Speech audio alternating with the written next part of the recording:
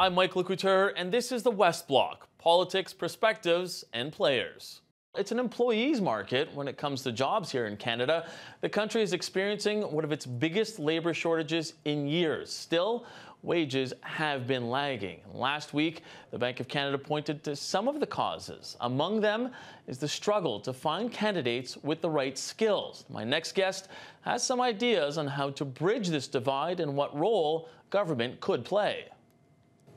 And joining me now is Sean Hinton, the founder and CEO of Skyhive Technologies. Thanks very much for joining us today.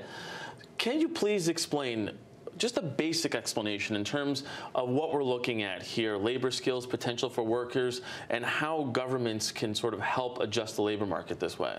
Absolutely. So everybody has skills, talents, and abilities.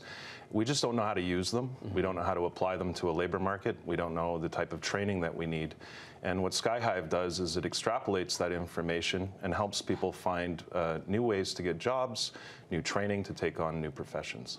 How much of a blind spot has this been for governments lately, in the not so distant past, in terms of having things like the Oshawa plant close, and everybody says, well, now what do we do with these people? Has this been a real shortcoming of governments in the past? I don't think it's necessarily been a blind spot. I think what this is the evolution of technology, and we now have today the ability to look at the labor market and to look at jobs and training at a much more detailed, granular level.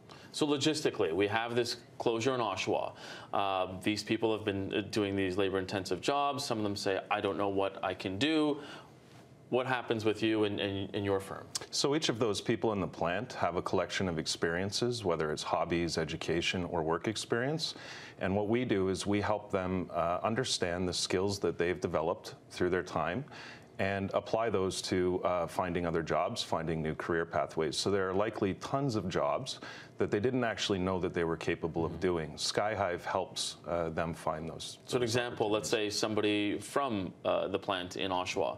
What do you think that the avenues could be for them?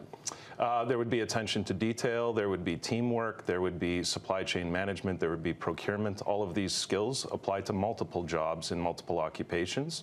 So then it's a matter of finding the right fit.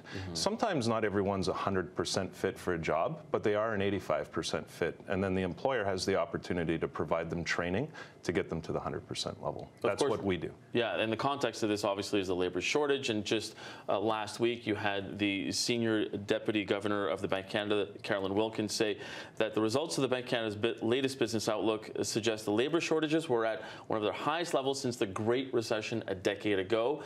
She says job vacancies are still rising in Canada, now at about 550,000. I mean, is that why you look at this and go, we need to address this? Absolutely. I mean, we have a situation where there's this drastic need for jobs, yet there's not a way to find an easy pathway to those jobs. And so with technologies like Skyhive, we're now able to draw a line between lifelong learning, meaning training, into work, and then back into training to keep going through the cycle. In addition to that, a lot of people say that the wage gap is growing. We've seen that it is. How does your technology address that? Because unfortunately, the wage gap also sows the seeds of resentment and nationalism and populism, because people are looking at the richest of the rich making more and looking at it, those people in the Rust Belt that, that propelled President Trump to the win, going, government's not working for me, I'm not earning as much as I could. How does your technology address that wage gap issue? We see going back 5 decades, as productivity has grown in the international marketplace, this issue of wage gap. And really what it means is we need to be focused on providing people with the right skills that are in demand. What Skyhive does is it measures the skills that are in demand and the skills that are in surplus. And so if they're in demand, employers are willing to pay more for those skills and therefore higher wages. The skills that are in surplus are not as in demand with employers, and therefore the wage rates depress. And so it's up to us to now use what we can with technologies like Skyhive to see where are the skills of the future going, and how do we make sure that our population are getting those skills to remain competitive and increase those wage rates. Now, you're in Ottawa, and as luck would have it, probably pre-budget consultations happening by the government, and I assume that because you're in Ottawa, you're also meeting with this government. What can you bring to this government and help them use your model and for even the upcoming budget? I think there's been great efforts by government to bring together the private sector and training institutions to really help solve this problem. And what we bring is sort of that facilitated meeting point digitally, where we're able to say, training institutions, we can understand the skills that are being produced by courses. On the private sector, we can look at the skills that are in demand. And working with government, we can help look at real-time and predictive movements in the labor market to help support, focus on training and employment programs that drive to real relevancy with respect to the current and future labor market. So right now, I mean, when you're looking at it, do you see that this government is not going in the direction that they should be when you see the labor market trends?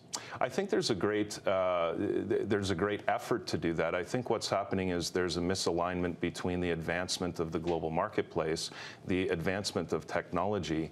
One of the issues is with this industrial revolution that's happening right now, the speed at which changes are happening is very difficult to understand, because we now have technology, we now are globally connected. And so there's a greater call right now for collaboration between the private sector and governments to help make sure that we can remain competitive as a country and in our local economies around the country. Okay, thank you very much for your time. Sean Hinton, the CEO and co-founder of Skyhive. Thanks for joining us today. Thank you, Mike.